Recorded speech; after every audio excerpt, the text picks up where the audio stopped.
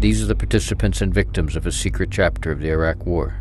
On our way back to our fob, which is Fob Falcon, we started getting sick, noticing a horrible smell in the cab of our vehicle. We each had pinpointed pupils, which is a telltale sign of nerve agent exposure. We hit it with the M8 paper and it instantly became positive for mustard agent.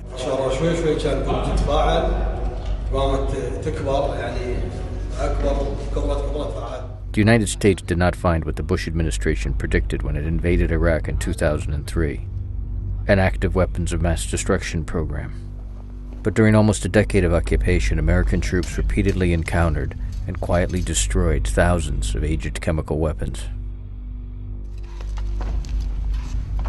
The discoveries clustered around Iraq's former chemical weapons production center, an area now under the control of the Islamic State.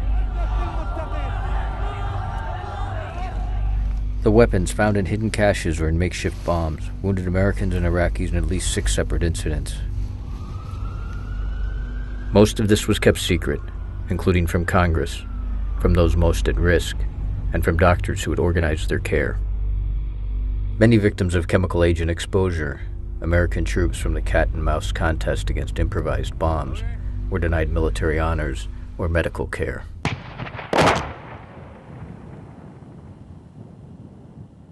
The perils were a consequence of arms sales and foreign policy choices of long ago. During the 1980s, Saddam Hussein developed robust chemical weapons programs with extensive foreign support.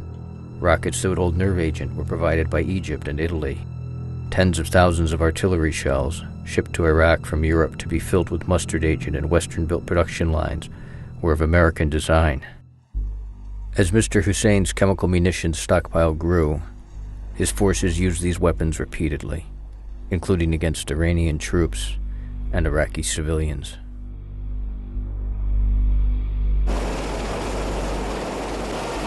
Iraq suffered defeat in Kuwait in 1991. The United Nations scoured its bases and production centers to destroy the country's chemical warfare programs. My fellow citizens, at this hour, American and coalition forces are in the early stages of military operations to disarm Iraq, to free its people, and to defend the world from grave danger. The Bush administration, saying that the United Nations inspections had failed, argued that Mr. Hussein still hid an active program. The thousands of chemical munitions that soldiers later discovered showed otherwise. They had been manufactured before the Persian Gulf War more than a decade earlier.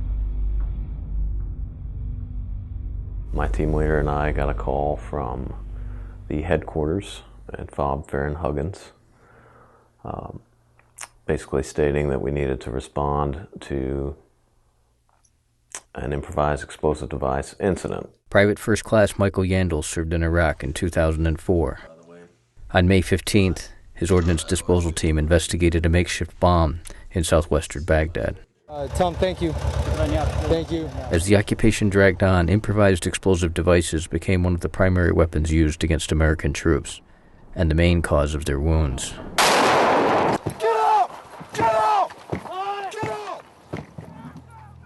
Many were built from conventional high-explosive munitions that had been left unsecured after the invasion. That looks like some kind of shell.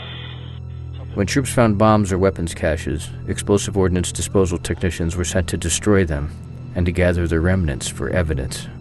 We saw that there was a round in the middle of the road, and we sent our robot down to investigate and got video footage of what appeared to be a rusted out, cracked open 155 millimeter explosive round. PFC Yandel and then Staff Sergeant James Burns put the broken shell in their truck. On the drive back, they sensed something was wrong. We started getting sick, noticing a horrible smell in the cab of our vehicle, and trying to decide what that smell was and what was causing us to get sick. And we thought it might be a chemical round, trying to play it off as there's no way possible. By the time they reached their base, their pupils had narrowed to pinpoints, one indication of nerve agent exposure. The shell in their truck had held sarin. It was very surreal. One just doesn't really expect to deal with nerve agent, I guess, and not then. Before the war, military planners had prepared for the possibility that Mr. Hussein would fire his chemical rockets and shells. Those attacks did not happen. Dr. Dave Edmund Lounsbury is a retired colonel in the Army Medical Corps. He helped organize plans to treat victims of large-scale chemical attacks. We were in Iraq. We had this half-baked protocol. We had our MOP gear. We waited for these weapons of mass destruction, A, because we were curious, B, because we wanted to get rid of this god-awful gear, and C, because we were anticipating these casualties. And none of that happened. That planning focused on one element of Iraq's presumed stockpile. They were very confident that the chemical weapon that we would encounter for casualties in Iraq was going to be mustard, which is otherwise known as sulfur mustard. Specialist Andrew Goldman served in Iraq in 2008. On August 16th, his three-man disposal team answered a call near Camp Taji, 20 miles north of Baghdad. An American infantry patrol had found buried artillery rounds, not knowing that many of them contained sulfur mustard. This footage shows another team preparing to destroy recovered munitions in Iraq. Specialist Goldman's team prepared a similar demolition. The explosion left a blast crater, which the team approached. Anytime you dispose of anything like that, you want to go down and check, make sure everything went away. So we go down range and we look, and we have a lot more rounds than what we started with. You can see cracks in the side of the crater where you can see rounds still stacked up on top of each other. Here, Specialist Goldman inspects the blast crater. Yeah, I say we use not the hole. Hard to get in and out of? Yeah, just sunk down. The team now had more mustard shells to destroy. They asked the nearby infantrymen to stack them for demolition. Because that's the first time they asked us to help with something like that, because there was so many. Sergeant Philip Duquette was an infantry team leader. He formed part of a human chain to move the shells as the disposal team pulled them from the crater. As I'm handing a round up, just an oily, reddish substance just kind of pours out of the round as I'm handing it up to my teammate. And Eric, Sergeant Dooling, said, hold on just a minute. Just as a precautionary measure, we already had one scare today where we thought it was Kim. It was already on our mind. So he went to the truck and got some more M8 paper. And when I tested it this time, it was an obvious positive. This shows an Iraqi disposal team practicing what is known as a hasty decontamination. At the blast crater near Taji, Staff Sergeant Eric Dooling ordered the soldiers to pull back and clean up. His team put on protection suits to finish the job.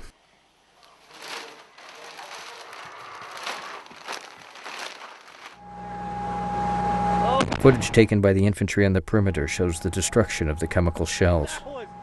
Exposure symptoms soon appeared. We got out, we washed our hands, we didn't think much of it. We was driving back, my knife was on my leg, on my right thigh, and it was irritating me, so I thought it was my knife. I went to bed, woke up that morning with a small blister. Sergeant Duquette's blister grew to the size of his fist. The medics acted quickly. He and another soldier were rushed to a military hospital, then flown to Germany. By then, the blister covered his upper thigh. His medical records are explicit.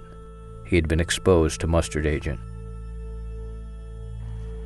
None of this was known to Sergeant Dooling's team as they began suffering on another base. The clinic where they sought care seemed unprepared to treat them. I actually had one doctor say, well, if you're not defecating on yourself or foaming at the mouth, there's nothing we can do for you. And I said, that's great, because if we were like that, it'd be nerve agent, we'd be dead. The next day I wake up and I looked like I had a complete body sunburn, just red in places that have never seen the sun. The first doctor I saw told me that I wasn't hit with mustard agent, and she said because I wasn't throwing up or I wasn't sick or showing, severe blistering and stuff like that. For 2 weeks, the wounded soldiers received only minimal treatment. The blister on my butt cheek had gotten a lot bigger, and I'd also had blisters forming on my thighs. They were large up top, and they started getting smaller as they went down. Some other people in the unit were like, this is not right, these guys should be looked at. So we took pictures of Goldie, wrote down our symptoms, and we sent through back channels back to the States. At last, the military's medical system woke up. Sergeant Dooling's three-man team was flown from Iraq, but told not to discuss the incident. When we got to Walter Reed, we were there a few days, and they called us in and said, you've been exposed to mustard agent. All of us came up positive for having HD mustard, distilled mustard, in our bloodstreams. Dr. Lounsbury had been reassigned to Walter Reed, part of a small group of doctors monitoring casualty reports from Iraq and Afghanistan to prepare a textbook on treating battlefield trauma.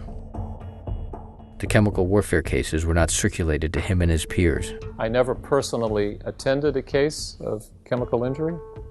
I never heard about a case of chemical injury, and I never met any colleague who had seen a case of chemical injury. If medical command had been made aware of chemical casualties, that would have been a wildfire notification, and medical facilities would have made the proper preparations. The long-term effects of mustard exposure are not fully understood.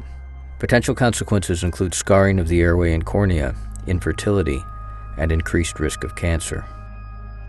After the 2004 sarin incident, the Army issued new orders for the treatment and tracking of chemical exposure patients. Many victims did not receive the required standard of care. I still have residual blisters every now and then. I still have a lot of trouble breathing. I have a constant headache. I haven't not had a headache since 2008. Sometimes it gets worse, sometimes it's not so bad. Sergeant Dooling suffered an array of health issues, including breathing problems that required surgery in 2013. He believes these difficulties were caused by sulfur mustard. They cut my upper jaw and broke my lower jaw and moved everything forward, and then cut out right here and pulled the tongue muscle forward to help stretch out everything in my throat to open it up so I can breathe easier. All three members of Sergeant Dooling's team were nominated for the Purple Heart. The Army denied the awards.